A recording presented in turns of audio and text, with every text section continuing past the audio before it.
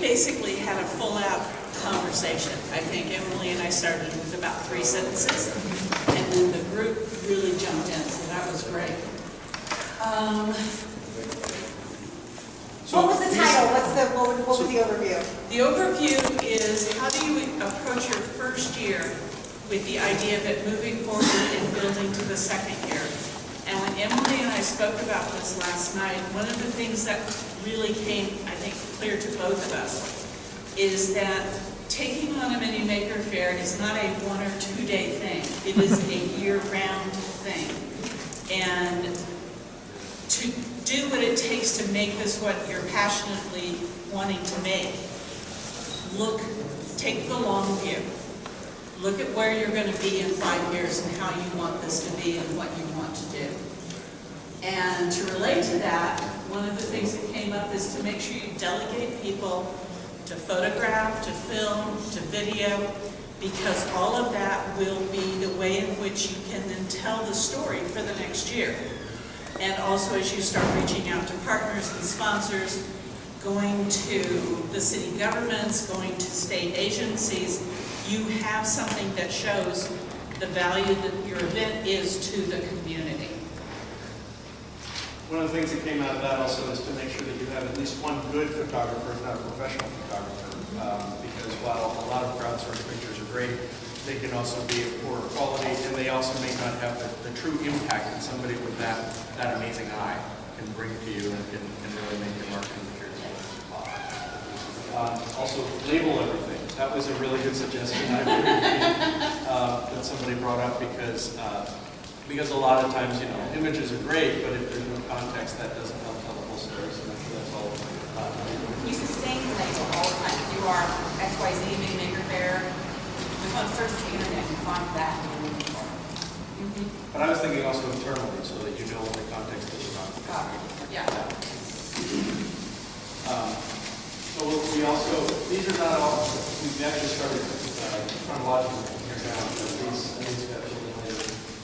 One of the things that came up that was a great suggestion was talking about creating partnerships for marketing and cross-promotion, and specifically about going to lots of different groups and helping them make your ambassadors, helping create ways for other groups to really bring resources and people into your event.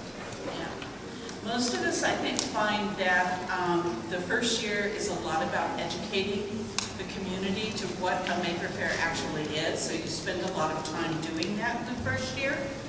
And I'm not sure if they're here, but one of the Maker Fairs, I believe in their first year, did an art card. And that art card then got invited to everything in the region. They were in parades, they were at events, they were at all kinds of other things.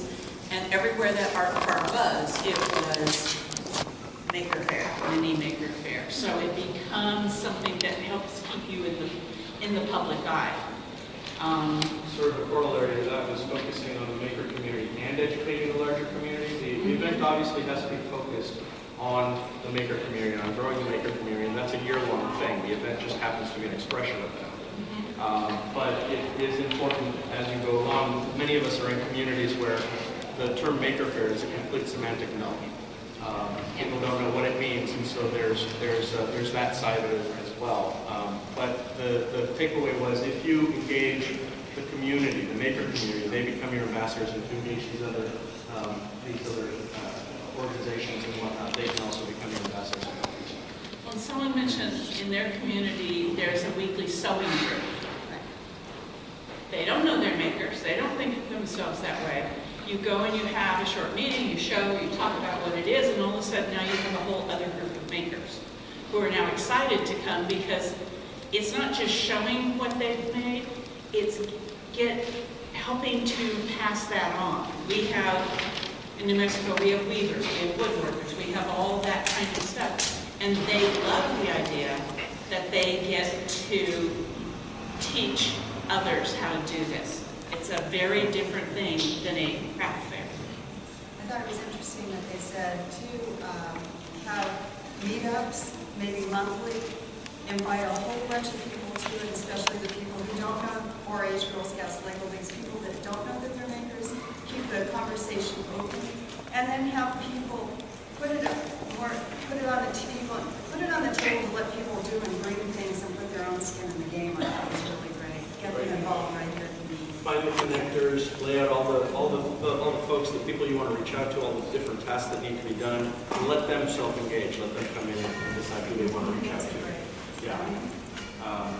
Along that same front, when you're doing presentations, it's good to start the meeting with a presentation, a maker presentation or a workshop, to prime the meeting and get people excited about it. Then they can see where they want to plug in.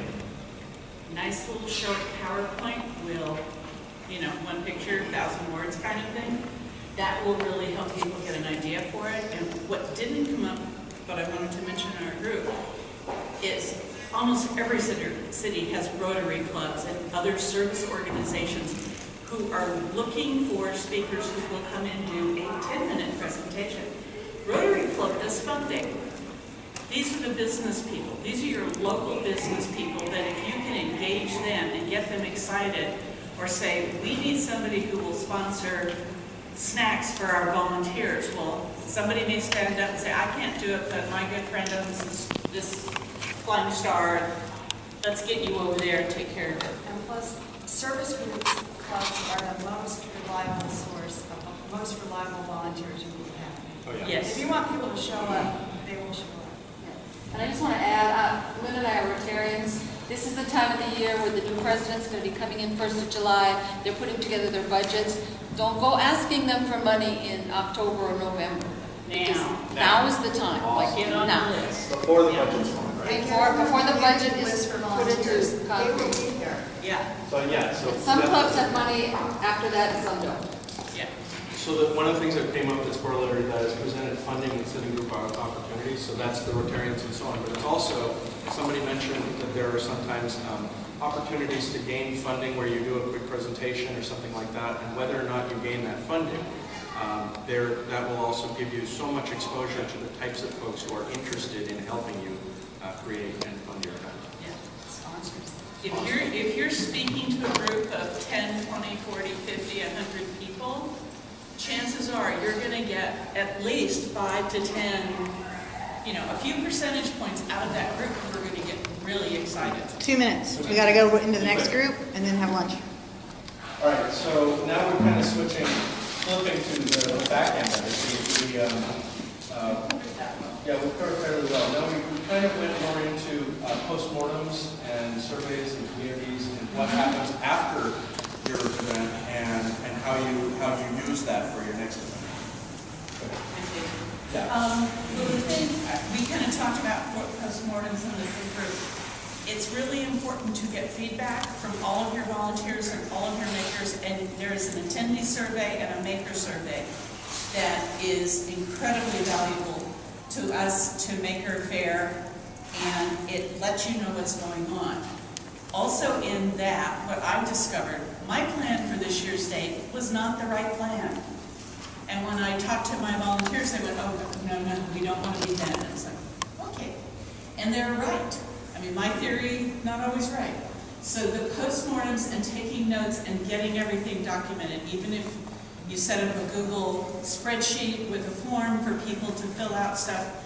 So in case that volunteer moves away, you still will have that piece of information that is so key to taking the next step in the area they were working in.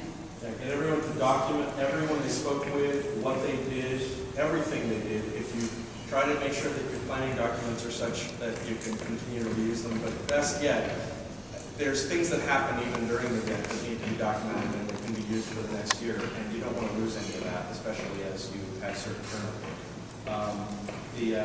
Keep all of the data that you can. I would suggest to use Eventbrite even if you're doing a free event, largely because there's demographic data that you're presented with afterwards that you can use for all of your pitches to all of your keep wanting to say investors. Sponsors, partners. It also lets you then reach back out to them and say, save the date, we're coming around again, and that's really important. We talked about the thing with volunteers and volunteers taking certain areas so that you give them like a focus, like a marketing volunteer, you have a volunteer coordinator volunteer.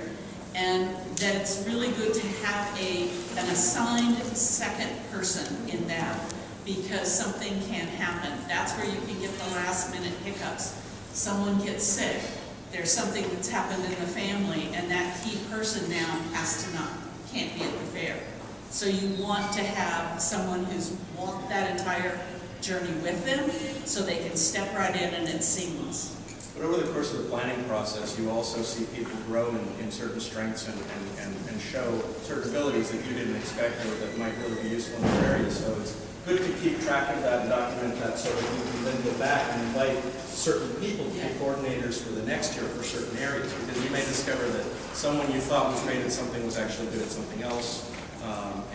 And people who you never expected to really pop up really took the reins. So We had several volunteers, really good volunteers, come to me at the end of the fair going, I really want to be a maker next year. And I said, that's great, we want you to be a maker next year, but I need you to bring me 3 of your best friends who will be as good of a volunteer as you are. That's our exchange, you're now a maker.